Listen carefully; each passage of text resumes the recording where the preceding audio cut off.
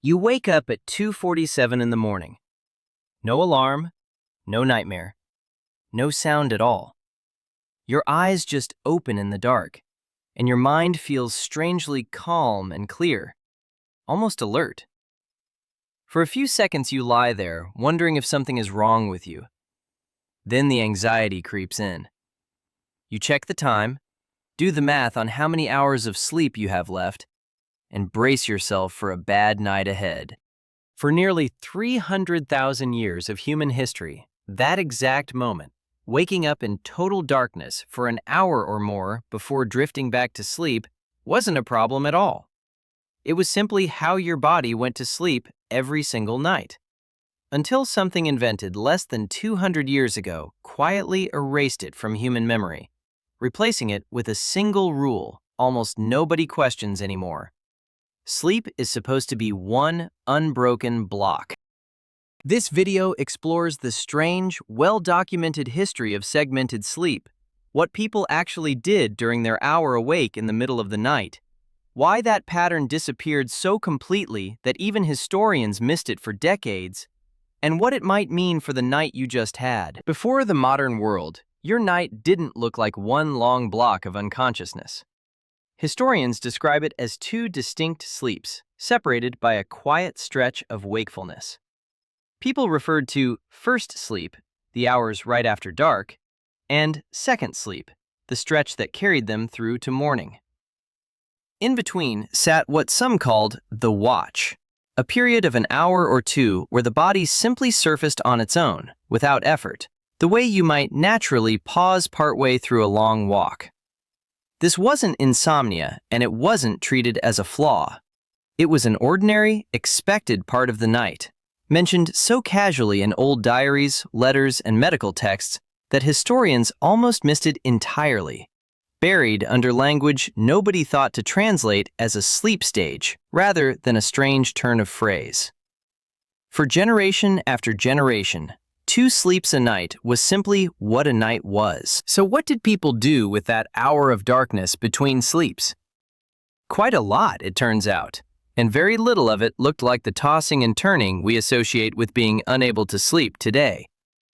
Many stayed in bed and talked quietly with the spouse, since this was considered an intimate, unhurried window free from the demands of the day, away from children, chores, and neighbors.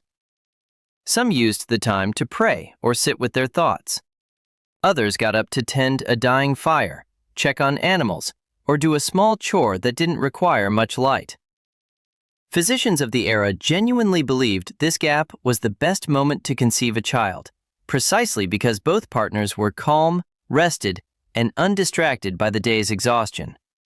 It was also, by several historical accounts, considered an ideal time to sit with a dream that had just ended, turning it over slowly in the mind while it was still fresh, long before anyone called this dream interpretation or wrote a book about it. Once researchers knew what to look for, the evidence turned out to be everywhere, hiding in plain sight for centuries inside texts people had read 1,000 times. Geoffrey Chaucer's Canterbury Tales casually references a character's first sleep, as though every reader would understand exactly what that meant, no explanation required. The same way you might mention checking your phone before bed. Homer's Odyssey describes a similar pause between 2 stretches of rest. Historian A. Roger Ekirch, who spent years combing through pre-industrial records, uncovered the same pattern across English court depositions, where witnesses gave their testimony in relation to first sleep, the way a modern witness might say, around midnight, or shortly after dinner. None of these sources treated the 2-part night as unusual or worth dwelling on. They treated it as an unremarkable detail of daily life, the kind of thing that simply stops needing explanation once everyone living does it the same way, and stops being mentioned at all once nobody does it anymore. Historical records are one kind of evidence.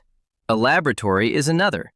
And in the early 1990s, researcher Thomas Ware at the National Institute of Mental Health decided to test whether this pattern could be recreated under controlled conditions, stripped of modern light entirely. He placed volunteers in rooms with 14 hours of darkness a day, mimicking a long pre-industrial winter night for about a month, with no clocks, no books, and no artificial light to interfere with their internal clock. For the first week or two, the participants simply slept more, paying off what researchers suspected was years of accumulated sleep debt. But within a few weeks, something remarkable happened. Their sleep split on its own into two distinct blocks, separated by 1 to 3 hours of quiet, peaceful wakefulness in the middle of the night, with measurable hormone shifts marking the gap rather than any sign of distress. Their bodies, with no instruction at all, rediscovered the exact pattern described in centuries-old letters and court records. Here's the plain English version of why this happens.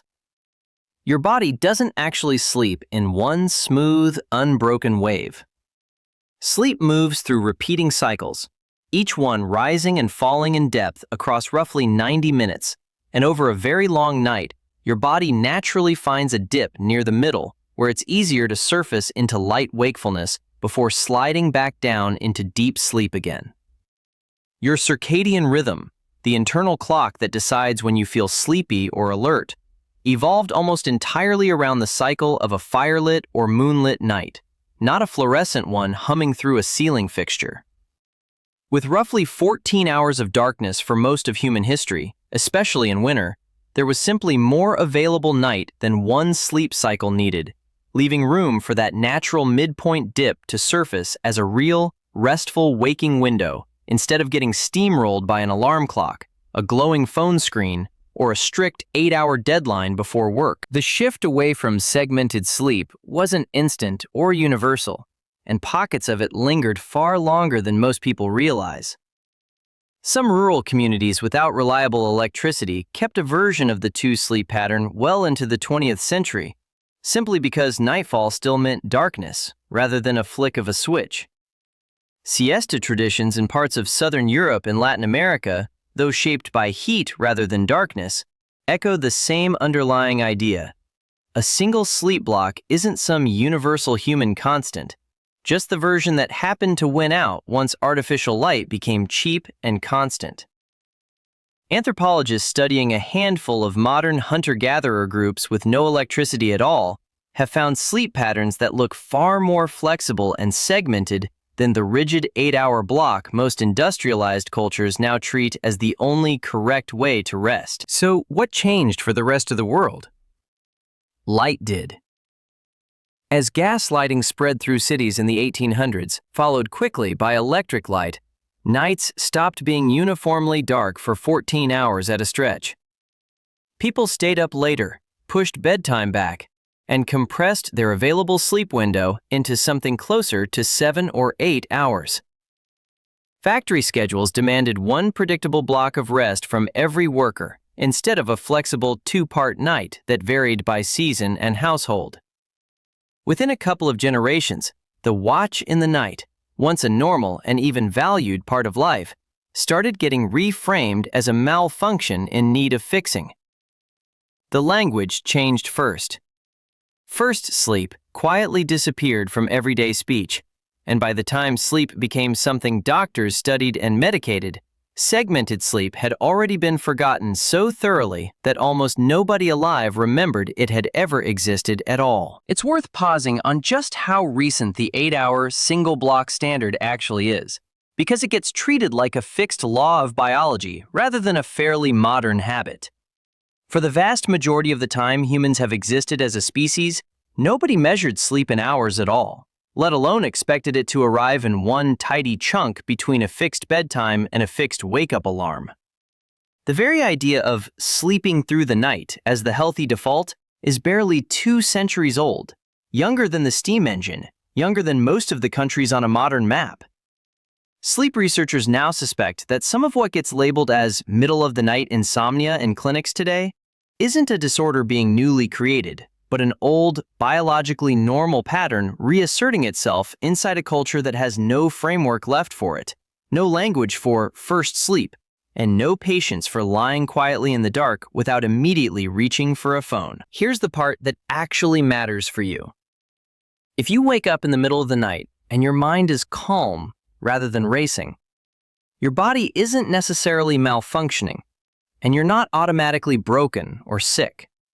You may simply be brushing up against an architecture that's older than agriculture, one your great-great-grandparents would have found completely unremarkable, even comforting. The real shift isn't that your sleep changed underneath you. It's that the meaning attached to waking up changed entirely.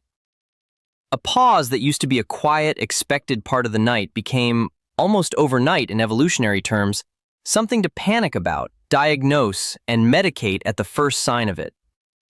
The anxiety you feel checking the clock at 3 a.m., doing math about tomorrow, might be doing far more damage to your rest than the simple act of being briefly awake ever did on its own. So the next time you open your eyes in total darkness for no clear reason, picture every person who woke at that exact hour for hundreds of thousands of years before you, lying quietly in their own first watch of the night. They didn't reach for a phone to check the time. They reached for a quiet conversation, a half-remembered dream, or just the dark itself, and let it pass without judgment. Maybe the night was never broken in the first place. Maybe you just forgot how to sit inside it.